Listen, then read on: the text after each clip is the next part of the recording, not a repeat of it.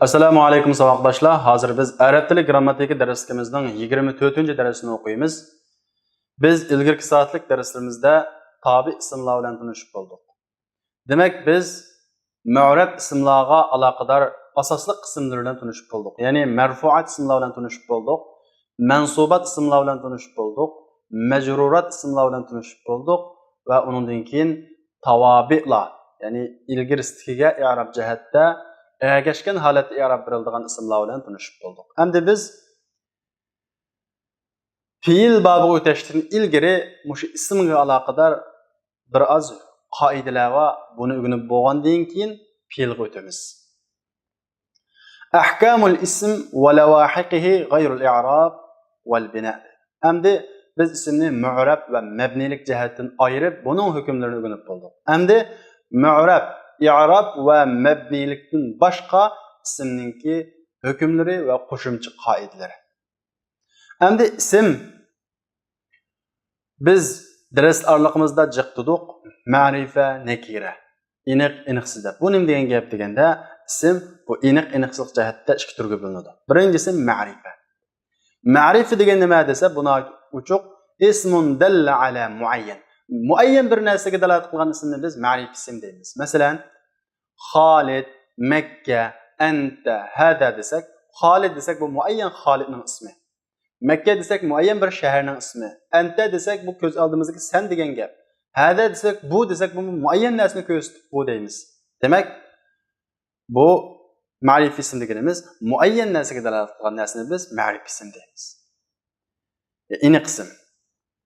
Ana nakira ism-chu, aniqsiz ism-chu deganda ismun dalla ala g'ayr muayyan. Ya'ni muayyan bo'lmagan narsaga dalolat qilgan. Muayyan bo'lmagan narsaga dalolat qilgan. Masalan, rajul er kishi desak, qaysi er kishi u? Qaysi er kishi muayyan emas. Kitob, qaysi kitob? Madina, shahar, qaysi shahar? Demak, bunda bir muayyanlik yo'q. Demak, muayyan bo'lmagan narsaga dalolat qilgan ismlarni biz nakira deb ataymiz. Ya'ni aniqsiz ism deb ataymiz. Endi biz ma'rifa va nakirani tushundik. Unda bo'lsa arab tilidagi qaysi ismlar ma'rifaga tabi? Buning soni va deganda albatta ma'rifa ismlarning soni va bu oz buning o'rganmaganlarimizning hammasining bo'ladi, nakir ism bo'ladi, hukmsiz ism bo'ladi. Al-ma'arifu sab'atu aqsam. Arab tilidagi ma'rifa ismlar 8 turlik bo'ladi. Birinchisi damir. Ya'ni damirlarning hammasining bo'ladi ma'rifa. Masalan, huwa, huma, anta, antuma, ana, nahnu deganga o'xshagan damirlarning hammasi bu ma'rifa. Chunki u, sen, men deb bu aniq ko'rsatmoqchi bo'lgan narsa. İkincisi ism mavsullarmi ma'rif ismga tabi. Ism mavsulmi ma'rif ism. Üçüncüden ism işaret. Yani bu ko'rsatib turib muayyan ko'rsatamiz. Dördüncüden alam, xos ism. Mayli bu xos ism odamning ismi olsun yoki shaharning ismi olsun, na'ning ismi olsun bir muayyan ism. Alam. Beşinciden alif lam bilan birlik kelgan ism. Mesela kitap desek iniqsiz. Kitap degandan bildi. El kitap desek şu heliq kitap. Endi bu alif lamninki heliqi, ondan boshqa xilma-xil ma'nolar var. Biz buni tuvanda tafsiriy so'zlaymiz. Undan keyin ma'rifa, aniq bir ismga nakir ismdan birisi muzab bo'lgan bo'lsa, bu nakir ismmi ma'rifa bo'ladi. Masalan, kitobun desam bu aniqsiz. Ammo Muhammad degan alam xos ismga izof qilinsa, Kitabı Muhammed olsa, Muhammed'nin kitabı da bu kitap qanday qilindi? Aniqlandi. Al-mu'arraf bil izofa degan izofat bilan aniqlangan ism. Bu ma'rifa. Oxirgisi al-munada al-maqsud. Maqsad qilingan nida. Masalan, men bir odamni ko'rib, ya rajulu degan bo'lsam, bu rajulun bo'ladi, ma'rif bo'ladi. Chunki men uni ko'rib turib, maqsad qilib turib qanday qildim? Chaqirdim. Al-munada maqsud degan shu. Demak, biz damir bilan tanishib bo'ldik. İsm mavsullar bilan tanishib bo'lgan, ism ishorat bilan tanishib bo'lgan. Shunga bu yerda biz ma'rif ismi qatorida buni qayta takrorlamaymiz. Ammo biz alam bilan tafsiliy tanishib bo'ldik. Shuning uchun biz alam haqida qisqacha to'xtalamiz. Alam xos ism. Alam deganimizning o'lchamli tushuntirilishi ismun yadullu ala muayyan. Bu muayyan narsaga bildiradigan bir ism, o'zininki qurilmasi bilan, hech qanday bir qarinasiz holda o'zining qurilmasi bilan muayyan narsaga bildirgan. Masalan, Xolid, Zaynab, Dimashq degan bular Xolid degan o'zining qurilmasi bilan Xolid degan bir odamdan iborat muayyan shaxsni ko'rsatadi. Zaynab desak bu Zaynabdan iborat muayyan ayolni ko'rsatadi. Dimashq desak bu bir Suriyaninki poytaxti bo'lgan bir shahar, muayyan shaharni shu ko'rsatadi. Demak, alam deganimiz bir muayyan o'zining shu qurilmasi bilan boshqa narsaga tayanmay, o'zining qurilmasi bilan muayyan narsani bildirgan ismni biz alam deb ataymiz. Endi alam, ya'ni bu xossimni qaraydigan bo'lsak, ba'zi xossimlar yolg'iz ekan, Xolid, Muhammad deganga o'xshagan. Ba'zi xossimlar qo'shgan, masalan, Abdullah, Abdurrahman, Abdurrahim deganga o'xshagan. Mana bu nuqtadan biz alamni ikki turga bo'lamiz.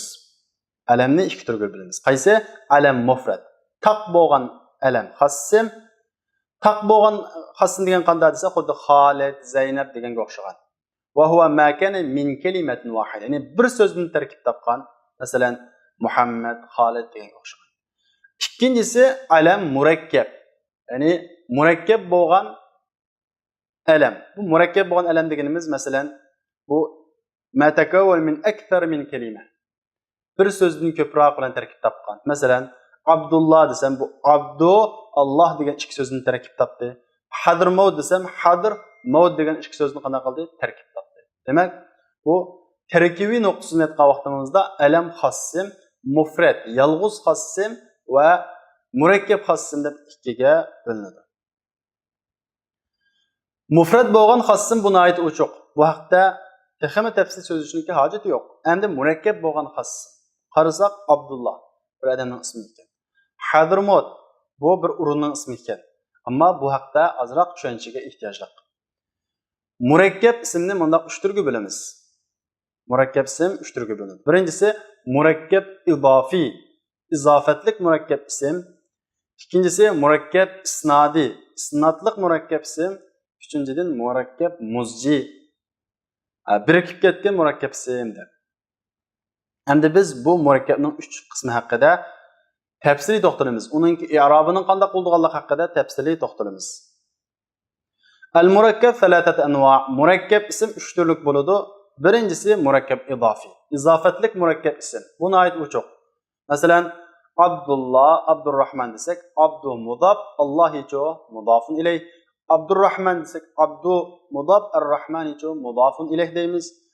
Hamda birinchisi tarkibi, ya'ni Abdu degan birinchi qismi jumladagi o'rni bo'yicha i'rob beriladi. Ikkinchisi mudafun ilayhga asosancho zar o'qiladi. Deydi, yu'rafu juz'uhul awwal hasb mawqi'ihi min al-jumla.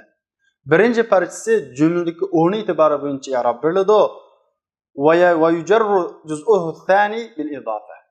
Va ikkinchi parchasi izofat bilan zarf qilinadi. Ya'ni Alloh degan lafzul jalala, Ar-Rahman degan bu Allohning sifati izofatlikka asosan, ya'ni muzofun ilayh deb turib zarf qilinadi.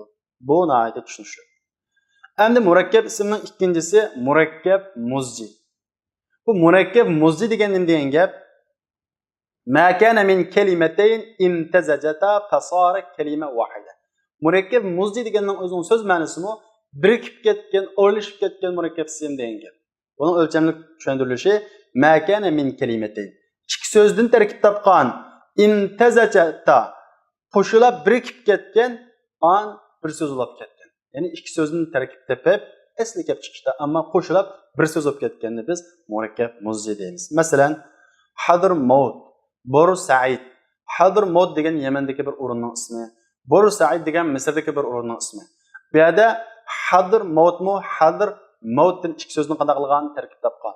Bor Saidmu Bor Said degan ikki so'zni qanday qilgan tarkib topgan. Lekin bu ikkilisi bu ikki so'z birikib bir o'rinning ismi bo'lgan. Demak, bir ism bo'lgan. Bu yerdagi Hadrmi yolg'iz ishlatilmaydi, Mautmi yolg'iz ishlatilmaydi, bir yerga ism bo'lashda. Cho'qim Hadrmaut degan o'rinni bildirish uchun ikkilisi teng kelishi kerak. Demak, bu yerdagi Hadrmaut, Bor Said bu ikki so'z o'rlashib bir so'z bo'lib ketgan. Unda bo'lsa, buning i'robi qanday bo'ladi deganda yakunu juz'uhul awwal maftuhan da'iman. Uning birinchi parchasi nima bo'ladi? Zivar o'qiladi. Ya'ni zivarga mabni bo'ladi. Ikkinchisi uchu mamnu' min as-sarfning i'robi bilan i'rob bo'ladi. Ya'ni zirlik o'rnida zivar bilan va tanwin kirmaydi. Demak, bu murakkab muzjining nima bo'lgan tarafi? Alam bo'lgan tarafi. ya'ni murakkab muzji alam bo'lib qolsa, xuddi Hadramavt, Bursa'y deganga o'xshash alam bo'lib qolsa, birinchi parchasi zavarga mabni, ikkinchi parchasi mamnu' min as-sarfning i'robi bilan i'rob qilinadi deymiz. Biz murakkab ismni mabni ismlarning qatorida sanagan. U vaqtdagi turi qaysi deganda murakkab ismning ichidan alam bo'lmagan turi. Xuddi sabah, masa, ahada, ashara deganga o'xshash alam bo'lmagan turida ikkili parchasi zavarga mabni bo'ladi. Agar alam bo'lib qolsa, birinchi parchasi zavarga mabni, ikkinchi parchasi mamnu' min as-sarfning i'robi bilan i'rob qilinadi. Agar bu murakkab ismning murakkab alam bo'lib qolib, oxirida ve bo'lib qolsa, birinchi parchasi zirga mabni bo'ladi. Sibave deganga o'xshagan. Endi üçüncüsü murakkab ismning murakkabul isnadi. Murakkabul isnadi degan nima deganda makana fil asli jumla. Aslida jumla o'g'ini. Bu aslida jumla ya fi'l fa'il ya mubtada xabar deganga o'xshagan bir jumla bu. Ammo bu jumla nima bo'lib qoldi? Alam, xassim bo'lib qoldi. Bir butun jumla bir ya'niki nima bo'lib qoldi? Xassis bo'lib qoldi. Masalan, jadullah desak, jadallah. Jadallah desek aslında jada fiil madi Allah fa'il bir cümle. Lekin bu yerda bu bunda fiil fa'illik cümle emas, bir adamning ismi bo'lib qoldi. Jadallah bir adamning ismi bo'lib qoldi.